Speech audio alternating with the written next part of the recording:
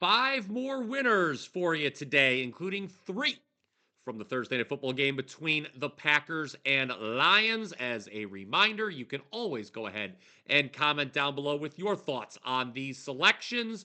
Let's start it off. Number one, Jahmyr Gibbs, over 68.5 yards rushing. Looking at Gibbs' season, he's averaging 81 yards per game on the ground, gone for 90 and 87 each of the last two.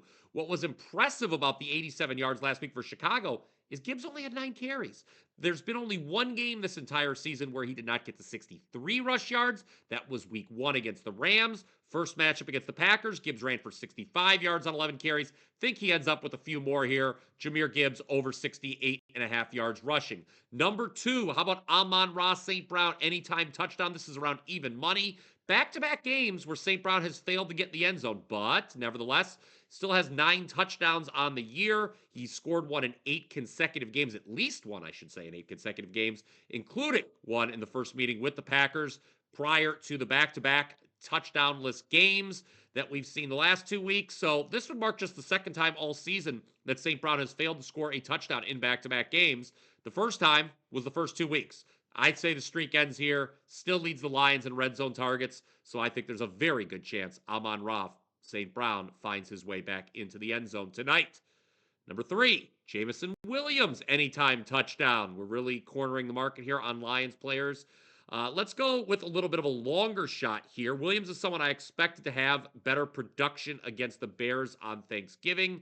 Now, he did have 7 catches, but only 28 yards. Here, though, not worrying about yardage, not worrying about the number of receptions, just need Williams to get into the end zone. He did have 2 targets in the red zone last week for the record. And looking at the numbers, I think it's a favorable matchup here for Williams against his Packers defense, which primarily plays cover two. Remember, Williams was suspended in the first meeting versus Green Bay, did not play. I like him anytime touchdown. That should be around plus 190. Number four, let's move to some college basketball and go Valparaiso plus 10.5 versus unbeaten Drake. For the record, I made this number plus 8. We obviously saw a few unbeatens fall last night in college hoops, including the top 2 ranked teams in the country, Kansas and Auburn. That leaves Drake as one of only 9 teams still without a loss. I'm with Ken Palm in having the Bulldogs rated as the second weakest remaining unbeaten, ahead of only Rhode Island. Now, looking at the head-to-head history between them and Missouri Valley rival Valpo, it's interesting. Drake has won the last 6 meetings.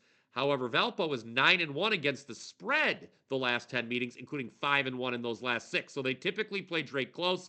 I think the Beacons keep this one closer than the experts think. Yes, that's the Beacons, no longer the Crusaders of Valparaiso.